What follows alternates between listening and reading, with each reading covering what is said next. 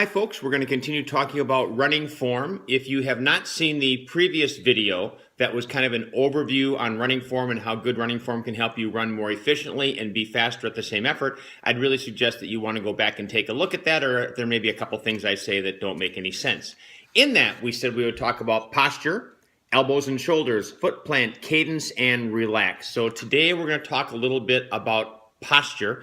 There's actually far more to posture than we could possibly get into the video, and really the same is probably true for the other ones, so we're just going to hit some of the highlights.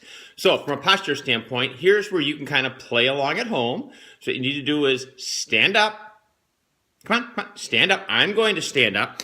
So running posture, the first thing you want to think about is you want to think about running tall. So what does running tall mean? So I just stand there and try and get yourself tall. So tall should mean that you're standing erect. Your ears should be above your shoulders should be above your hips should be above your knees should be above your ankles. But you're not quite tall yet. So while you're standing there tall, I want you to put one hand above your head and let your hand hover maybe just a half an inch, even less, just a little bit above your head. Now I want you to contract the ab muscles, kind of pull your belly button back to your spine and try and stretch up without getting up on your feet. You're using your spine, kind of stretch up to hit your hand. Now you're tall. And the reason that tall is important is you're getting your center of gravity up, and it's going to take whatever weight you are and make you lighter. So the first thing you want to think about from a running posture standpoint is make sure that you are running tall. The next thing you want to think about, brought a little prop here, is a bowl. Now imagine you've got a bowl, and this bowl is filled to the brim with water. This bowl is your pelvis. So your pelvis is actually kind of like a bowl, and you want that pelvis to be filled to the brim with water, and your job is to keep that level so you don't spill any water. So if you hitch back like this, you're going to spill water out there, and that's really, really common to see people running with their hips back and they're spilling water out. So you want your hips forward. You want to be tall, and you want those hips forward so that that pelvis is level, so that with your bowl of water, you're not spilling any water out. The final thing you want is ideally you have a little bit of forward lean when you're running. Now, I don't talk to people about forward lean very much for two reasons. One, a lot of people get their forward lean not by having lean, but by bending. And bending is really bad. Number two, most people aren't running tall to begin with, and there's no point in getting any forward lean unless you're already running tall. So for most people, it's that running tall that you really need to focus on.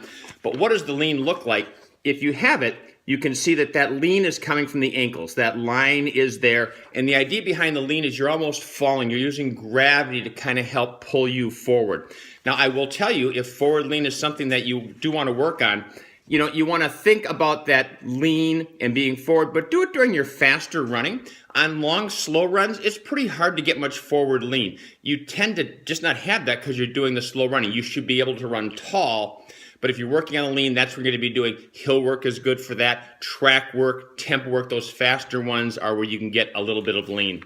And then finally, as we talked about in the overview, if you say, geez, I'm not running tall, or I run tall and I go right back to what I was before, the question really is never, if I can get this out, the question is never how can I run that way? It's why don't I run that way? So a couple of key reasons for a lot of people that they get their hips back or they just can't run tall all the time comes down to weakness in the core muscles. If your core muscles aren't strong, you're not able to get that nice tall, running tall all the time, especially at the end of the race. The other thing is sitting is terrible. Most of us sit a lot. Tight hip flexors really prevent us from getting those hips forward. So those may not be the issues for you, but if you're looking for a place to start, I would really suggest a lot of stretches on the hip flexors to try and loosen those up. And of course, the core strength that we always talk about will help you run a little bit taller. So the more you can do to run tall, keep that center of gravity up, the better off you will be at being able to run just a little bit faster with the exact same effort.